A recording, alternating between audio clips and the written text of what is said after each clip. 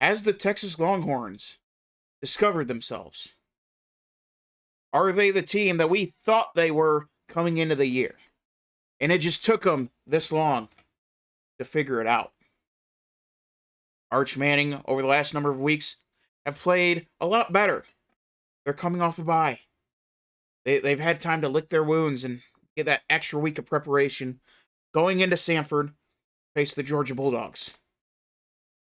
Georgia, they have played a lot of close games that some would say shouldn't have been even remotely close, but needed late game heroics from Gunnar Stockton and company to pull off the miraculous victories over teams like Auburn and Florida, who are currently have head coaches with the interim tag. Texas, they got to win this game in order to stay in the hunt for the playoffs. And some would say if they win this game, they got a real good shot at making the playoffs. Now, Georgia, on the other hand, they got to stay in the SEC title hunt. And in order to do that, they have to win this game. Georgia, they have one loss at home since 2019. But that team is crimson and white. Texas has the white part down, but they're burnt orange. Can Texas emulate what Alabama did earlier this year to hand Georgia their second loss since the turn of the decade?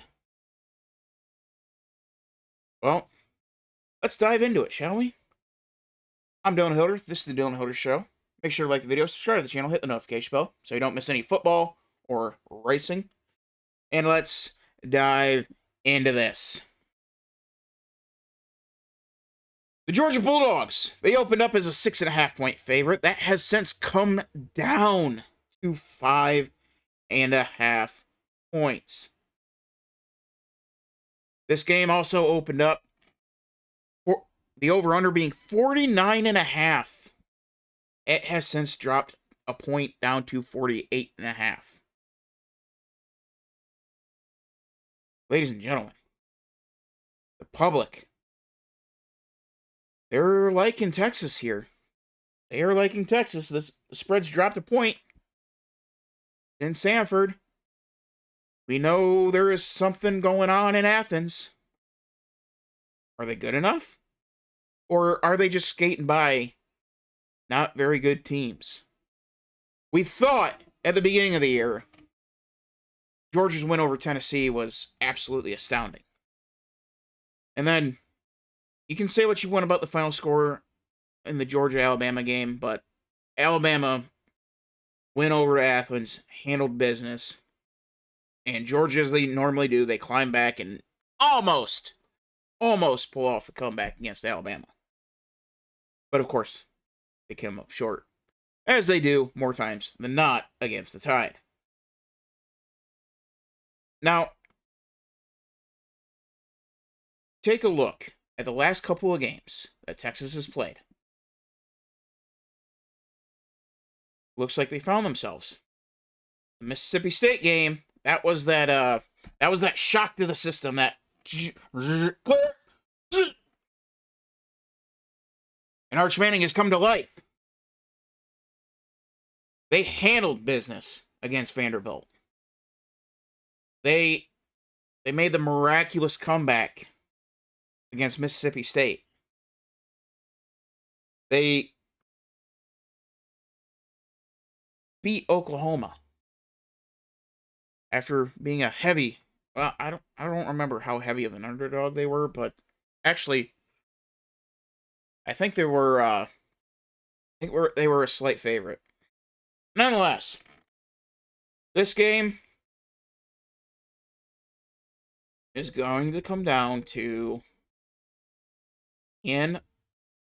has Arch Manning finally figured it out after half the season is gone? Has Arch Manning has that light switch finally flicked? Sometimes You come in and it flicks right away. Much like Julian saying, it took him about 2, maybe 3 weeks. Arch Manning, it obviously took a lot longer. But once that flip switches, oh, there's some magic in the. Now, the Bulldogs come into this game. The defense has a lot of question marks, especially in the secondary. They also are not very good at getting to the quarterback. So you give a Manning a platform to throw off of, and potentially very good windows to throw into. Arch Manning may make his name off the Georgia Bulldogs. Now, the Georgia offense, they're not going to go away quietly. They have the ability to come back and answer. However, this Texas defense is going to be one of the best defenses Gunnar Stockton has seen all year. As a matter of fact, it's actually the best defense they have seen all year. Now, Florida's was very good, but I think Texas defense is better than Florida's. And I don't think it's particularly close. I think this game is tricky for Georgia. Because if they buy into the hype of Texas not being that good, the SEC, the Longhorns are just kind of floating around. Arch Manning hasn't quite found himself yet. Well, we saw against Mississippi State, and it's continued on through to Vanderbilt. And now you got a week to just kind of lick the wounds, get that last bit of energy for this last burst of the season, this last critical burst. It's Texas. They got Georgia and Sanford, and they got A&M at home. Texas has got to win out. There's no ifs, ands, or buts about it. Now, here's the interesting part. If they win out, they are going to Atlanta to see Alabama. SEC championship hopes are well within Texas's reach. You have to remember, they only have one conference loss. The other loss they have is against Ohio State, and they're the only team that has stayed within earshot of the Buckeyes. And now we see Arch Manning, he found himself. Does that carry over onto the road at Sanford Stadium, where it's going to be the most intense atmosphere he has seen since Columbus? Now, Ohio State is a much tougher place to play than Athens. So, and with that, there was a lot of pageantry. Lee Corso's final headgear pick. I mean, he's still trying to figure things out. Well, now, no college game day. They're at Pitt. It's all football. It is all old-fashioned, clean football. Yeah, there's a lot of hype around this game. But the media circus, that's residing in, for some reason, Pittsburgh and Wrigley Field for Michigan Northwestern. So, yeah, there's still going to be a media circus, but it's not as intense as what it was against Ohio State. So there's not the distractions that you would expect to have in a top 10 SEC matchup. So, see what the model thinks. On a neutral field, Georgia, Texas. The college football nerds model. Ooh, 21-20. The Longhorns. Very, very interesting.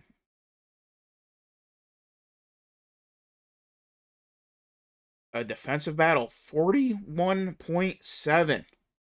Now, the over-under in this game, 48. So the model is saying take the Longhorns, take the under. And I am going to hover towards agreeing with Texas, or the model here. I do think Texas wins this game. I think we're going to see a career game out of Texas. I think we're going to see Gunnar Stockton really struggle. We have seen multiple times Georgia come out of the gates very, very slow. So it's not gonna be a unheard of thing for Texas to potentially quickly jump out to a 14 to 21 point lead. Now Georgia may come crawling back. But that's where Texas is going to have to lean on the run game. As soon as they jump out to that big lead, they need to rely on Windsor. They need to rely on his name escapes me. I should have had it up. That's on me. It's gonna be on Windsor. It's gonna be on CJ Baxter. I knew it was CJ. I knew it was Baxter. I was thinking Donaldson. I was thinking Ohio State's. They're gonna have to rely on those two, along with maybe some runs from Arch Manning, to really be able to shorten this game once you jump out to that lead. And if history tells us, Texas is going to be able to jump out to that lead if it's there. Now, what Texas has to be able to do is shrink the back half of this game. If they can do that, they'll win this game. And really, if it ends up being a barn burner and it just ends up being an absolute slugfest back and forth, which defense do you trust to stand up and rise to the occasion? I'm taking Texas's. I don't trust Georgia's defense at all. We have seen them get absolutely torched. And yes, we've seen them stand tall a couple times. But the last time this Georgia defense went up against a quarterback like Arch Manning would be Alabama.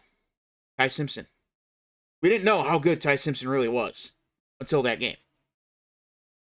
No, once that game came, we found out Ty Simpson. We learned his name. And then we got to learn it over and over and over again. Now, Georgia, they're going to have to rely on the running game. Maybe Nate Frazier doesn't fumble the ball. Maybe Georgia relies heavily on one of the people that I've been screaming for them to use way more often than they have been, in Chauncey Bowens. Maybe they have this come to Jesus meeting that a lot of relatively smart Dogs fans have already discovered. Chauncey Bowens is your workhorse. Use him like a workhorse. Nate Frazier, yeah, he's a lightning strike in a bottle. But with this kind of game, I'm going to be running into that brick wall till it finally breaks. Now, if you try to be cute, and you try to do what Georgia likes to do at the beginning of these games, and experiment, well, you're going to get jaw-jacked, and it's going to be the biggest fight of your life to try to get back up. Because this Texas defense ain't going to let you up easily. So, give me Texas +5, and give me the under. I do think Texas is going to jump out to a quick lead. Could be 7-14, could be 7-10. Somewhere along those lines. And then the rest of the game is Georgia fighting, clawing, scratching to get back up. But I don't think they're going to be able to come all the way back. They may be able to tie it, But to get the rest of the way back, I don't think they're going to be able to do it. I think Arch Manning has finally figured it out.